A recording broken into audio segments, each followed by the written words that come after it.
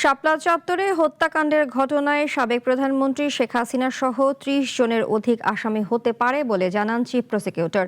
সেই সাথে ৯০% তদন্ত সম্পন্ন হয়েছে জানিয়ে আগামী ৭ জুনের মধ্যে তদন্ত প্রতিবেদন দাখিল করার কথাও বলেন আমিনুল ইসলাম। অলিউল রনির রিপোর্টে বিস্তারিত।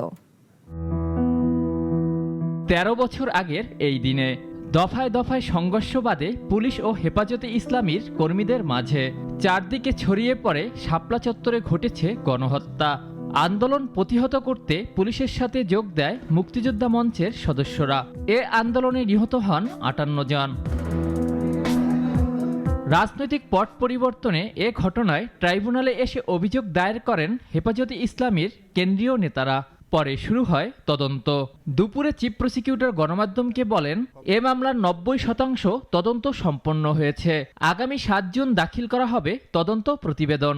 ৭/৬/২০২৬ তারিখের মধ্যেই আমরা যে কোনো সময় আশা করছি ইনশাল্লাহ আমরা এই তদন্তটা সম্পূর্ণ কনক্লুড করে আমরা রিপোর্ট সাবমিট করা সম্ভব হবে।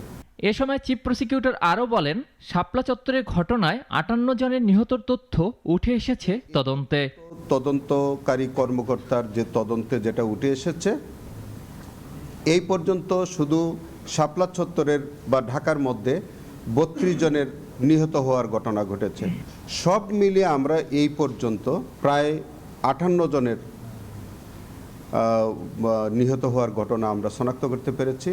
এদিকে শাপলা চত্বর হত্যাকাণ্ডে সাবেক প্রধানমন্ত্রী শেখ হাসিনা সহ ৩০ জনের অধিক ব্যক্তিকে আসামি করা হবে বলেও জানান আমিনুল ইসলাম। সরকারের যিনি একদম সুপিরিয়র কমান্ড যিনি দিয়েছেন, সরকার প্রধান থেকে শুরু করে তৎকালীন বাহিনী প্রধান, কমিশনার, পুলিশ কমিশনার সহ অনেকে এটার সাথে জড়িত থাকতে পারে। তৎকালীন সরকার হেফাজত ইসলামকে নিধনের উদ্দেশ্যে এ ধরনের হত্যাকাণ্ড চালিয়েছে বলেও জানান চিফ প্রসিকিউটর। রিপোর্ট সাবমিট করা সম্ভব হবে। অলিউল রনি, নাগরিক, ঢাকা।